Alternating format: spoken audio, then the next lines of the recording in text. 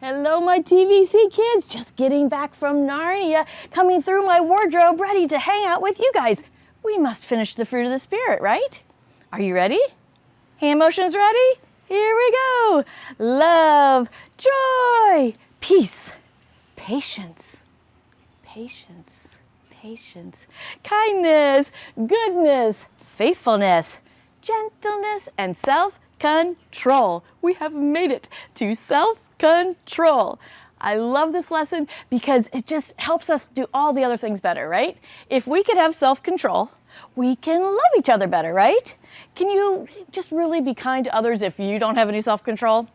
Not so much, right? So we've got to really work on this one, all of us, all right? And so self-control, what does that mean? It's control over our actions, but also our attitudes and our words, right? And sometimes the action, like by the time we get to your guys' age, usually most people aren't just like pushing people over and things like that. But do we say things that are unkind? Do we throw a fit? Do we get angry? Yes. All right, so that's what we want to work on with our self-control. Are you ready? All right, grab your journals and turn to page 33. It's the yellow all the way in the back. We've made it to the back of the book. And so read this verse with me, okay, you guys? It's 1 Thessalonians 5:8, and it says, let us be self-controlled, putting on faith and love as a breastplate, and the hope of salvation as a helmet.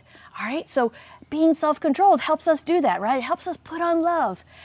That's what we're going to be talking about today. So we've talked about what self-control is. How many of you guys are like, oh, I've got great self-control? I would not be raising my hand, okay?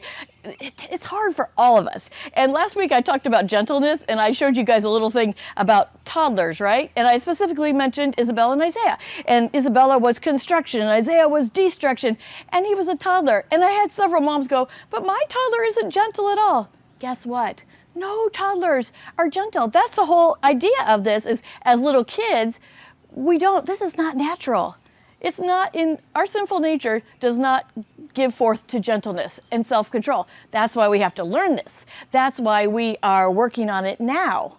And moms and dads, you guys are taking the best first steps you can do. You've got your kids in the Word. You're learning and you're teaching them. So just so everybody knows, Isaiah was the toddler we talked about. He is one of the most gentle men I know. All right, so don't worry. We got through it. You will too.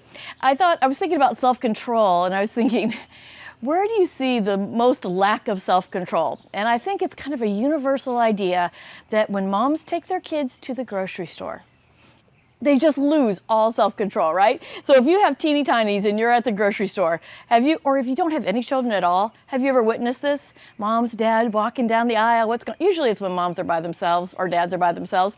You're walking down the aisle, everything's fine. And suddenly some small child is flailing on the floor and throwing a fit. And usually it's not because they didn't get a special thing. It's not something like, oh, I wanted that candy bar, or I wanted that juice, or whatever it was. It's usually, but Dad, you reached up to can number 3 and ordered, I wanted can number 4. It's usually something totally unreasonable, right?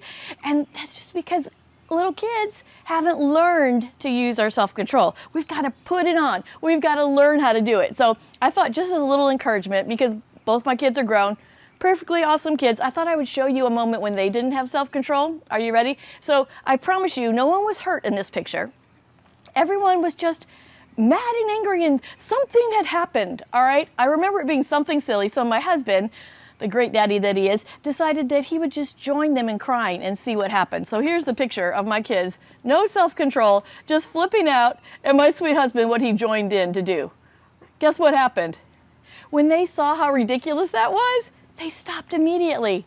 All right, so use whatever tactics you got, parents, but let's teach our kids about self-control. Hopefully these guys, at 27 and 23, have better self-control. They do, don't worry. All right, and yours will too. All right, so I had one more verse I wanted to show you guys, and it's not in your book, but it's Proverbs 25:27, and it says, a person without self-control is like a city whose walls are broken through. So let's say, you guys, remember in Bible times, and a lot of times you'll see castles and things that have walls to protect, right? Can you guys see these walls? Well, if you have a wall to protect you and you're back here, what happens when it falls down? that people could come in, right? And so that wall that we're talking about is a wall that we put up not to protect our houses and all that, it's to protect our heart. All right? Sin is ready to rush in, right? That's our sin. When we just flip out and have no self-control, that's our sin rushing in. And we've got to put up a wall to protect our heart, to guard our heart. So how do we do that? That's what we're going to be talking about. So let me move my blocks out of the way. I was going through some Bible stories and thinking about, let me see, what were some ideas where people in the Bible, given everything that God has given to them, still did not have self-control? Let me give you one idea. See if you can come up with a story. What story is it? That's right, Adam and Eve.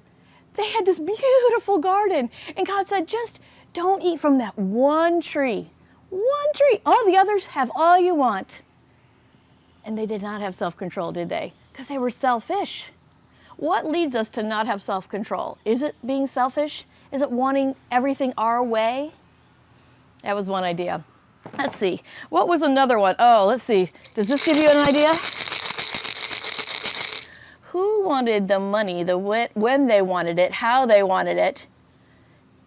Do you guys remember this story? It's a parable, I'll tell you that.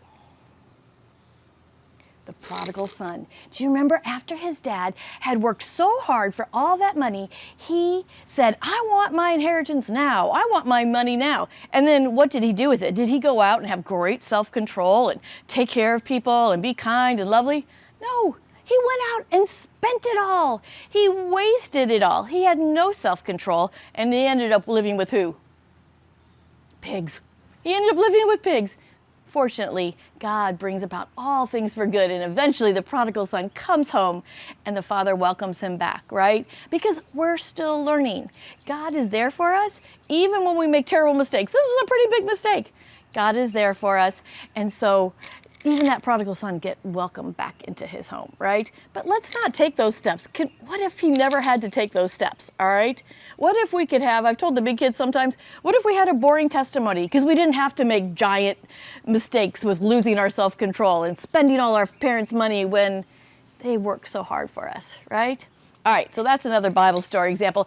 The last one, I was talking to a little girl, and she was thinking about the VeggieTale, which I love VeggieTales, but she said in Daniel, in the lion's den, the lions had self-control because they didn't eat Daniel. Bing, bing, bing. No, the lion did not have self-control. God sent an angel in to close our mouths, right?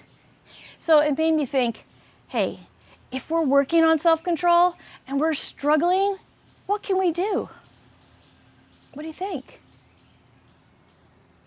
We could ask God to come and help us, right? At any time, He's there. So think about those lions. They didn't do it on their own. God sent an angel to do it. Can we ask God to help us? You know you're going to be in a circumstance where, you know what, this might be one where I lose it. Ask God to help you in that. If He'll help a lion to not eat Daniel, right? He was actually helping Daniel.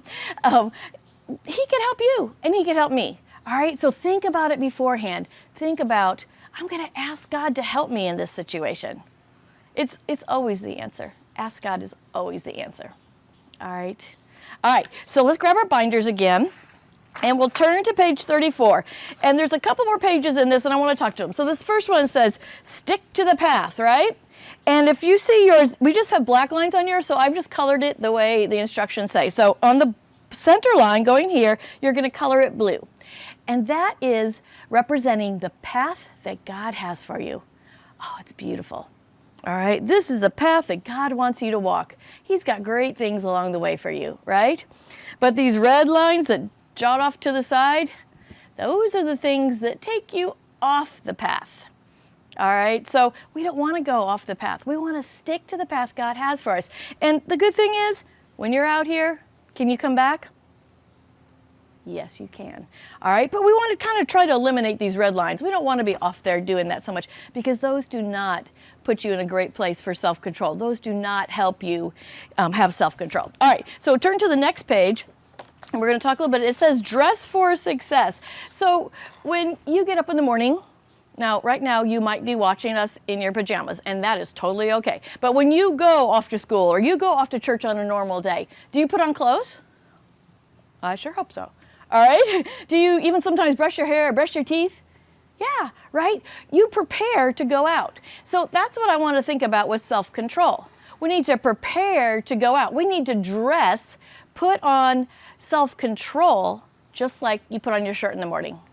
All right? Don't go out there not prepared. Put on some self-control. So let's think about how we could put on some things. Let's first look at things that take us off the path. Those red lines, right? That take us off. Let's see what some of those are. We want to be dressed. Do we want to dress with selfishness? Probably not, right? That's not going to keep you on the path. That's going to be a red line for sure. What about greed? Do we want to dress? We want to put on greed before we go out? No. Are you going to lose your self-control then? Absolutely. All right, what about friends? Now, friends can be good, but friends can also lead you the wrong way. Choose your friends wisely. Think about, I'm going to go hang out with this person. Will I be able to have self-control with that person? All right, you'll use that your whole life. What about busyness? You know what? I can't have any self-control because I'm just so busy I don't have time to think about the right thing. All right. What about envy? Does envy ever take you down that good path, or is it definitely a red line shooting you out of the way? When you want what other people have more than you want what God has for you, always is going to mess up your self-control, right? Your fruit of the Spirit is not going to be strong. And then the last one is confusion. I put it on this t-shirt because there's a lot of confusion going on, isn't there? All right, think about when you're confused, what do you need to do? Don't just go out there and flail with no self-control. You've got to ask God. So here's how we're going to stay on the right path. Here's dressing for success, dressing to keep you on the path. The Bible. It's going to keep you dressed well, right? Follow the word. That's going to take you down the right path. Pray. All right, just like I said, ask God. He's going to help you. What's this one? Friends. Now wait, I have friends on both sides because there's friends that are going to help you down the right path. They're going to help you stick close to God and not lose your self-control, not lose your fruit of the Spirit. Thankfulness. That is definitely a blue line. When you are thanking God, you are going to stay on the right path, all right? When you're focused on all God's goodness and all the great things He's done for you. Let's see what this next one is. Faithful decisions, all right? Making wise decisions, being thankful. And the last one, which we're going to talk a lot about next week, is worship. When you are worshiping God, you'll have self-control. You'll have the fruit of the Spirit. All right? So those are our little dress for success, take you down the right path. Most important, guys, be prepared. Don't take this lesson and set it aside. Be ready. Put on self-control. All right? Put it on every single day. Think about it. You might journal. You might write it on a board in your house. You might think about, how can I be self-controlled? It's this way. It is not this way. All right? I love you guys. I'm so glad to see you on another Sunday. I hope to see you soon. All right, see ya.